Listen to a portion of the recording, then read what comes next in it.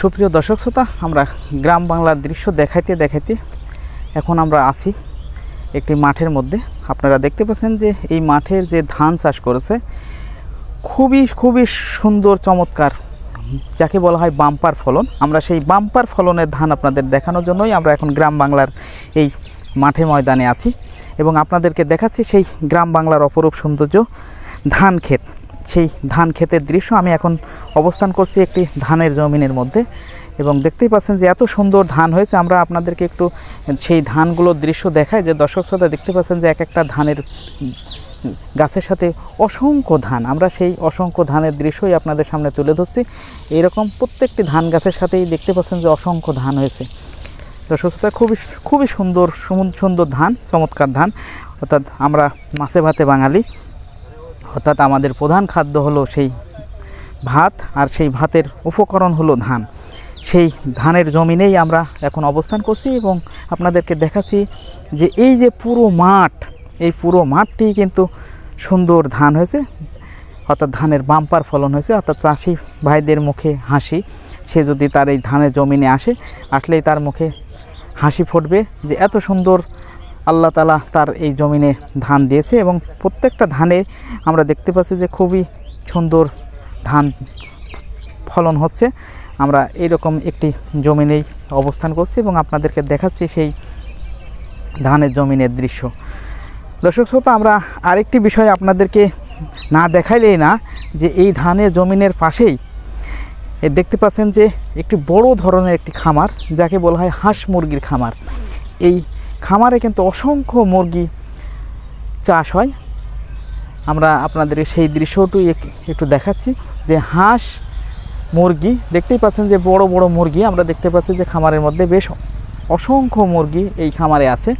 এই খামারি প্রতি বছরই, অর্থাৎ সারা বছরেই এখানে আমরা খামারে দেখতে পাই যে একটা মুরগির একটা পর্ব শেষ হওয়ার সাথে সাথে আরেকটি পর্ব শুরু করে। এরকম তাদের 3টা শেড, এই 3টা শেডেই তারা একটা শেড ফাঁকা করে আর 2টো শেডে মুরগি থাকে। পরবর্তীতে আবার একটা শেড ফাঁকা করে, আবার 2টো শেডে মুরগি থাকে। খুবই চমৎকার একটি দৃশ্য আপনাদেরকে দেখাচ্ছি। তাদের মুরগির খামারেও কিন্তু খুবই বাম্পার, তাদের প্রতি বছরেই বাম্পার যায়। আমরা সেই বাম্পার ফলনের নিউজ নিয়েই আমরা আজ অবস্থান করছি গ্রাম বাংলাতে এবং দেখাচ্ছি গ্রাম বাংলার দৃশ্য। তো সুস্থ আরেকটি বিষয় আমরা দেখাই যে মাঠের মধ্যে দিয়ে যে রাস্তা, আমরা সেই রাস্তার দৃশ্যটাও একটু দেখাই। যে এই রাস্তার দুই পাশ দিয়েই সুন্দর গাছ আমরা আপনাদেরকে দেখাচ্ছি সেই মাঠের দৃশ্য।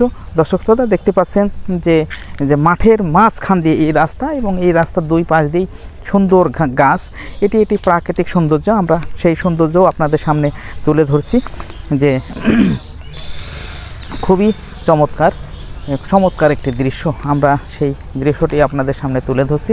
আমরা চেষ্টা করছি আপনাদেরকে এই রাস্তায় উঠে রাস্তার দৃশ্য দেখানোর জন্য। দর্শক শ্রোতা দেখতেই পাচ্ছেন খুবই চমৎকার একটি দৃশ্য। এই যে আমরা এইগুলো একটু দেখাই যে ছোট যে চারা গাছ লাগানো হয়েছে, যেহেতু এখন বর্ষা মৌসুম, এই বর্ষা মৌসুমে এই বড় বড় গাছের ফাঁকে ছোট গাছ লাগানো হয়েছে। এরকম এই পুরো রাস্তাটাতেই আমরা এই ধরনের দৃশ্য দেখতে পাচ্ছি যে বড় গাছের ফাঁকে আছে ছোট গাছ। এরকম একটি খুবই চমৎকার একটি দৃশ্য আমরা আপনাদের সামনে এই দৃশ্যটি তুলে ধরছি যে এখানে গ্রাম বাংলার অপরূপ সৌন্দর্য। দর্শক শ্রোতা, আমরা এই পাশটাকে একটু দেখাই। আমরা যে দর্শক শ্রোতা দেখতে পাচ্ছেন যে এই পাশটাও খুবই একটি সুন্দর চমৎকার একটি গ্রাম বাংলার দৃশ্য। এই গ্রাম বাংলায় আসলে সকলেরই মন ভরে যায়। এরকম একটি দৃশ্যই আপনাদেরকে দেখাচ্ছি, মাঝখানে রাস্তা আর দুই পাশে মাঠ। এইরকম দৃশ্য সকলেরই ভালো লাগে, হয়তো আপনাদেরও ভালো লাগবে। আর আমাদের এই ভিডিওটি যদি আপনাদের ভালো লেগে থাকে তাহলে অবশ্যই, যদি আপনারা আমাদের নতুন সদস্য হয়ে থাকেন তাহলে আমাদের অবশ্যই চ্যানেলটিকে সাবস্ক্রাইব করবেন, লাইক দিবেন, কমেন্ট করবেন এবং আমাদের সাথে থাকবেন। আমরা আপনাদেরকে আরও ভালো ভিডিও দেখাবো এই প্রত্যাশা রেখেই আজকের মতো বিদায় জানাচ্ছি। আল্লাহ হাফেজ, দেখা হবে নতুন কোনো ভিডিওতে।